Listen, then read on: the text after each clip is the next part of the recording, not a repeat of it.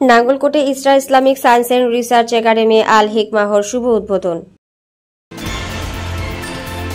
আপনারা দেখছেন সিএসটিভি, আমরা জনতার কথা বলি।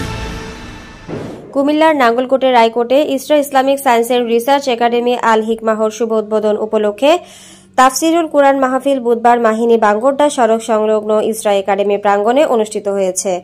ইসরা গ্রুপ চেয়ারম্যান ইসরাফিল হাজারীর সভাপতিত্বে মাহফিলের প্রধান অতিথি হিসেবে উপস্থিত ছিলেন কুমিল্লা 10 আসনে জামায়াত মনোনীত সংসদ সদস্য প্রার্থী ইসলামী ছাত্র শিবির সাবেক কেন্দ্রীয় সভাপতি ইয়াসিন আরাফাত।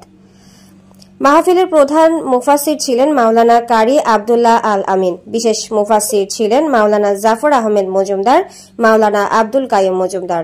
মাহফিলে বিশেষ অতিথি হিসেবে উপস্থিত ছিলেন জামায়াতে ইসলামী নাঙ্গলকোট উপজেলা আমির মাওলানা মোহাম্মদ জামাল উদ্দিন, ইসরা আল হিকমাহ অ্যাক্টিং চেয়ারম্যান মামুনুর রশিদ।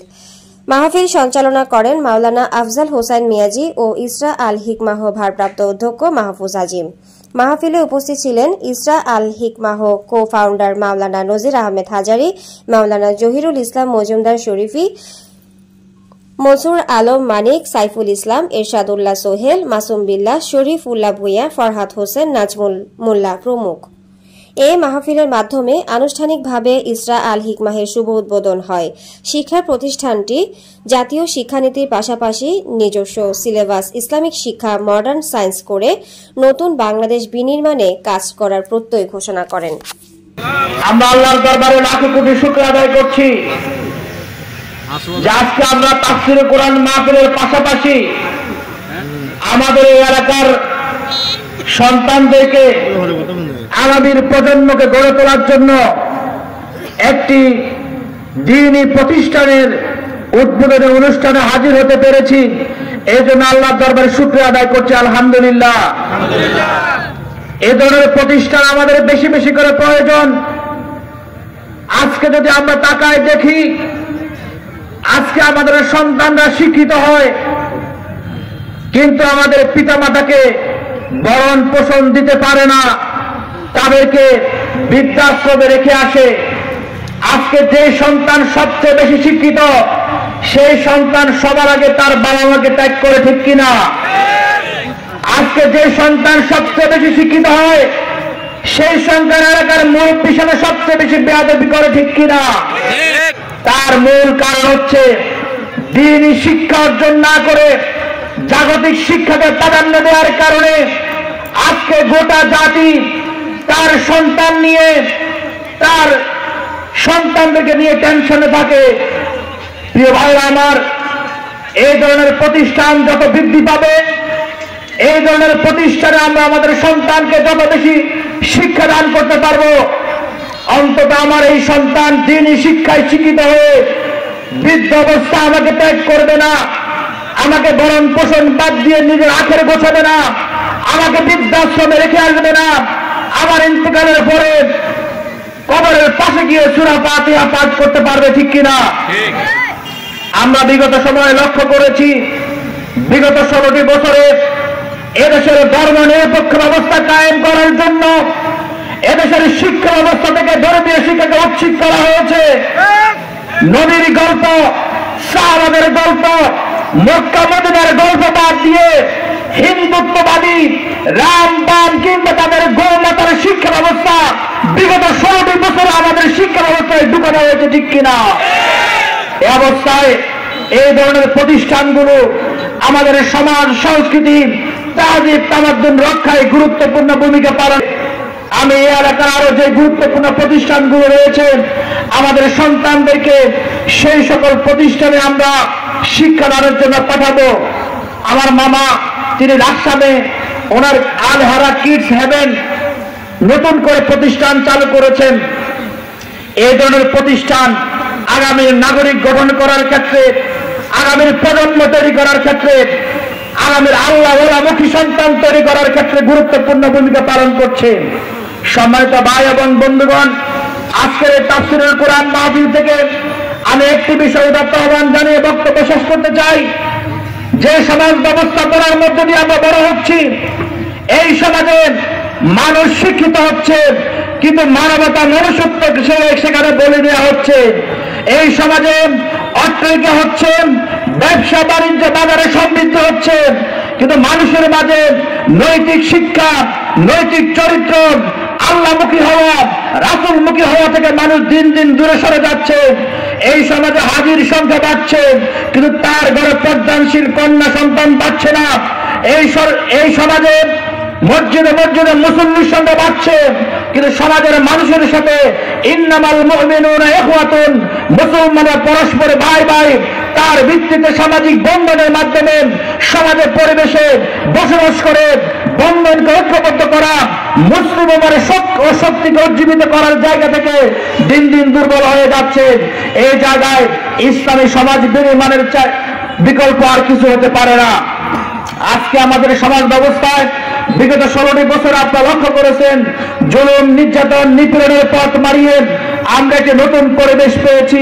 এই নতুন পরিবেশে আমাদের সন্তানদেরকে দ্বীনি শিক্ষার পাশাপাশি আমরাও মসজিদমুখী হব, আমরাও কোরআন পড়ব, আমরাও রাসূলের হাদিস থেকে শিক্ষা গ্রহণ করে আমাদের জীবনকে সাজাবো। কারণ মহাগ্রন্থ আল কোরআন আল্লাহ বলেছেন, ইন্নাল্লাহা লা ইউগাইয়িরু মা বিকাওমিন হাত্তা ইউগাইয়িরু মা বিআনফুসিহিম। আল্লাহ রাব্বুল আলামিন ওই জাতির ভাগ্য কখনো পরিবর্তন করেন না যে জাতি নিজের আগে পরিবর্তনের সিদ্ধান্ত গ্রহণ না করে।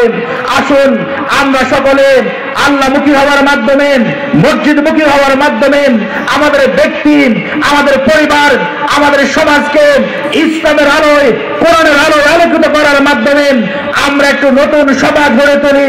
কুমিল্লা 10, নাঙ্গলকোট, লালমাই সদর দক্ষিণ এই আসনটিকে আগামী দিনে জুলুম মুক্ত, সন্ত্রাস মুক্ত, চাঁদাবাজ মুক্ত, ইফতিজিং মুক্ত, কিশোর গ্যাং মুক্ত, মাদকের ব্যবসা মুক্ত একটি সুন্দর সমাজে পরিণত করার জন্য এদেশের আলেম, ওলামা, শিক্ষক, ব্যবসায়ী, বুদ্ধিজীবী, শ্রমিক, কিশোর সকলকে সাথে নিয়ে আমরা নতুন এক নাঙ্গলকোট গড়ে তুলতে চাই। আল্লাহ আমাদের সেই তৌফিক দান করুন। আপনাকে এই ধরনের নতুন নাঙ্গলকোট দেখতে চান?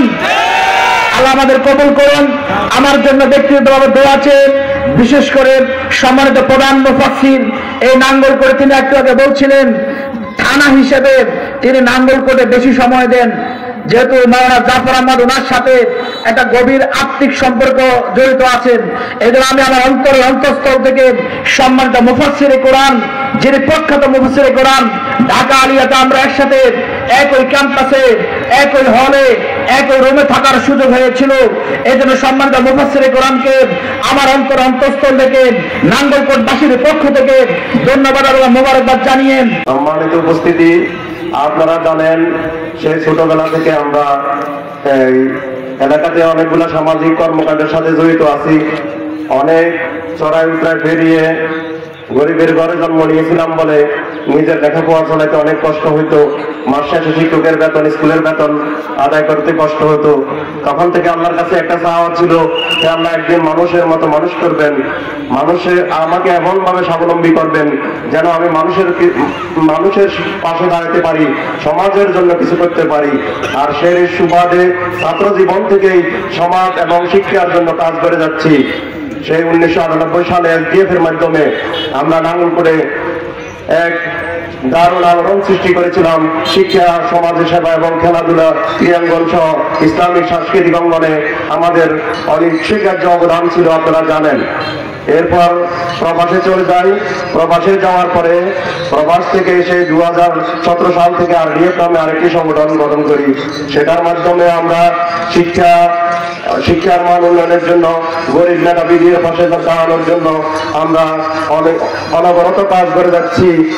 এরপর 2022 সালে মানুষের ঘরে ঘরে প্রতিটি মহল্লা গিয়েছি, মানুষের অভাব অনটন দুর্দশা দেখেছি।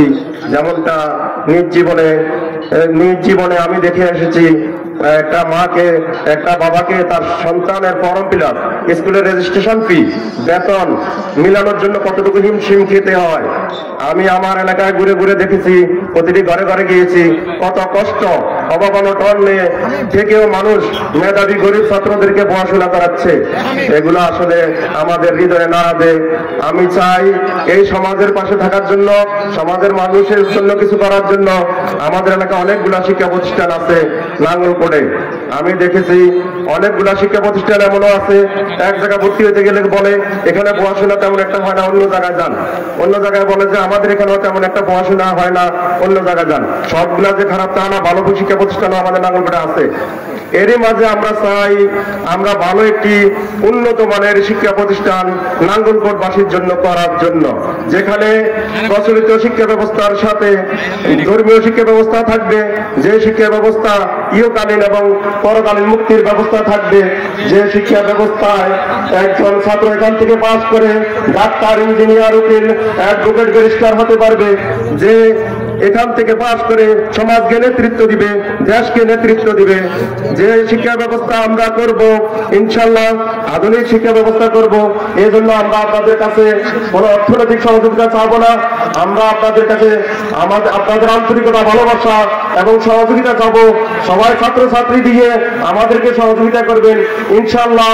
আমি শুধু এতটুকু প্রতিশ্রুতি দিচ্ছি যে আমাদের সমাজকে গড়ে তুলতে হলে সুন্দর একটি শিক্ষা প্রতিষ্ঠান দরকার।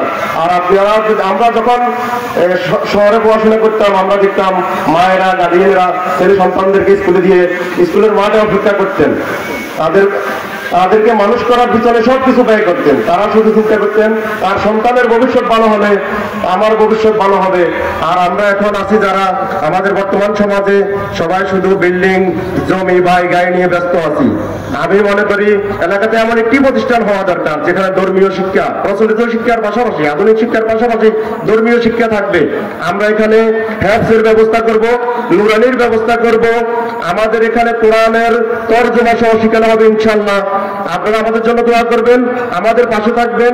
আমরা ইচ্ছে করলে আরো আগে 2022 সাল থেকে প্রতিষ্ঠান চালু করার কথা, কিন্তু আমরা সময় নিয়েছি, আমাদের পরিকল্পনা মোতাবেক আগাচ্ছি সামনের দিকে। আমাদের কিছু কার্যক্রম আছে, আমরা ভালোভাবে যাতে প্রতিষ্ঠানটা তৈরি করতে পারি। আমাদের 8 তলা ভবনের কাজ এই বছরে শুরু হবে। আমরা 2026-এর 1 জানুয়ারি থেকে আমাদের প্রাতিষ্ঠানিক কার্যক্রম শুরু করবো ইনশাল্লাহ। আপনাদের দোয়া এবং ভালোবাসা প্রত্যাশা করছি। আসসালামু আলাইকুম ওয়া রাহমাতুল্লাহ। আরেকটা বিষয় হচ্ছে আজকে নাঙ্গলকোট থানার সব জায়গায় প্রোগ্রাম, প্রতিটা স্কুলে স্কুলে প্রোগ্রাম, বই বিতরণ হচ্ছে।